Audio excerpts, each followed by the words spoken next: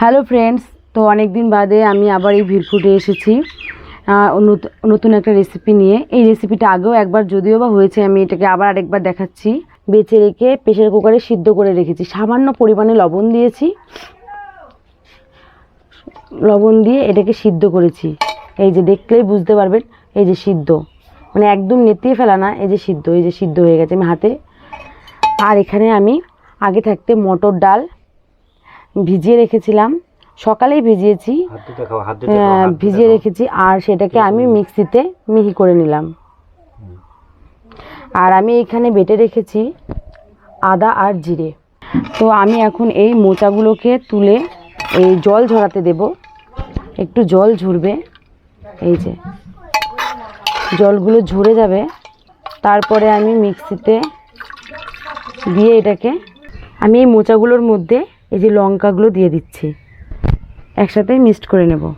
সিদ্ধ করা মোচাগুলো আমি মিক্সিতে দিয়ে মিক্সড করে নিয়েছি, এই যে মিক্সড করে নিয়েছি। আমি আপনাদের দেখাচ্ছি, এই যে কেমন হয়েছে। এইভাবে মিক্সড করে নিতে হবে। আমি কিন্তু জল দিইনি, একটুও জলটা আমি একটু ঝরিয়ে নিয়েছি। এবার আমি একটা পাত্র নিয়ে নিলাম, এই পাত্রের মধ্যে এই মোচার মিক্সডগুলো দিয়ে দিলাম। এবার দিয়ে দিলাম সেই ডাল বাটাটা। আমার আগে থাকতে মোচাগুলোর মধ্যে লঙ্কা দিয়ে দিয়েছি, তার জন্য আমি আর লঙ্কা বাটাটা দিলাম না, একটু দিয়ে দিলাম। এখানে আদা আর জিরে পেস্ট করে নিয়েছি, সেই পেস্টটা 1 চামচ দিলাম, আর অল্প একটু দিলাম, ব্যাস 1.5 চামচ মতো, পরিমাণ মতো নুন, তারপর দেব পরিমাণ মতো হলুদ। এবার আমি এর মধ্যে যেহেতু জিরে বাটাটা দিয়েছি, এর মধ্যে আমি দেব সামান্য পরিমাণে একটু জিরের গুঁড়ো, বেশি না, অল্প। এই জিরের গুঁড়োটা দিলে কি একটু সেন্ট হয় ভালো। আর দিয়ে দেব আমি ধনে গুঁড়ো, সামান্য পরিমাণে ধনে গুঁড়ো, লঙ্কার গুঁড়ো, যেহেতু লঙ্কা বাটা দিয়েছি সামান্য পরিমাণে একটু লঙ্কার গুঁড়ো দেবো কালারের জন্য। এবার আমি এটাকে ভালো করে মিক্সড করে নেব। এইভাবে আমি খানিকটা সময়, বেশি তেল দিলাম না কারণ তেলটা আমার পরে লাগবে। এইভাবে আমি কড়াইটা ঘুরিয়ে পুরো কড়াইয়ের মধ্যে তেলটাকে ভালো করে লাগিয়ে নিলাম। তেলটা গরম হয়ে গেছে, এবার আমি কড়াইয়ের মধ্যে সমস্ত কিছু পেস্ট করাটা আমি দিয়ে দিচ্ছি। এবার কড়াইয়ের মধ্যে আস্তে আস্তে এটাকে ভালো করে কষিয়ে নিতে হবে। সামান্য পরিমাণে একটু গরম মশলার গুঁড়ো দিয়ে দিলাম, যাতে এই বড়াটা মুখে খেলেও টেস্ট লাগবে। একটু চিনি দিয়ে দিলাম। কষাতে কষাতে এই যে এই পর্যায়ে নিয়ে এসেছি, আঠা আঠা হয়ে গেছে। তো এইটাকে এবার আমি একটা থালার মধ্যে তুলে নেব। দেখছেন কেমন আঠা আঠা হয়ে গেছে। কলা আর ডাল মিক্সড করে যে আমি কষালাম, সেটাকে আমি নামিয়ে নিয়ে একটা থালার মধ্যে রেখেছি। দেখুন আমি হাত দিয়ে দেখিয়ে দিচ্ছি, এই যে কেমন হয়েছে, এই যে। এবার আমি এটাকে আমার মনের মতন করে কেটে,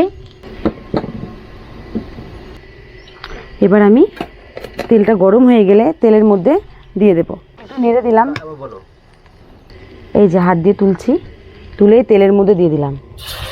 এগুলো ভাজা হয়ে গেছে, তো এবার নামিয়ে নিচ্ছি। এই রেসিপি একটু হলুদ দিয়ে দিচ্ছি, আলুগুলো ভেজে নিই যাতে কালারটা নষ্ট না হয়। হ্যাঁ, এবার আমি দিয়ে দিচ্ছি কোচানো টমেটো, দিয়ে দিচ্ছি কাঁচা লঙ্কা বাটা, দিয়ে দিলাম আদা আর জিরে পেস্ট,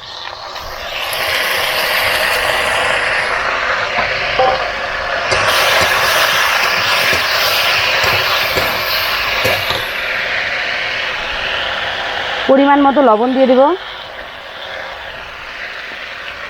দিয়ে দেবো হলুদ,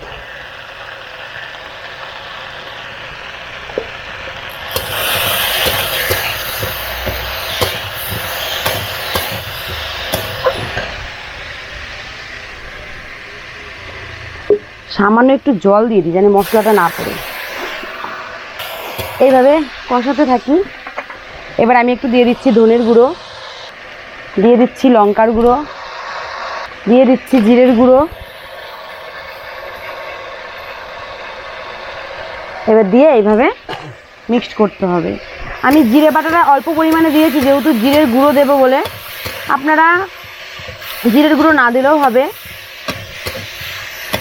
এইভাবে আমি মশলাটাকে কষিয়ে নেব।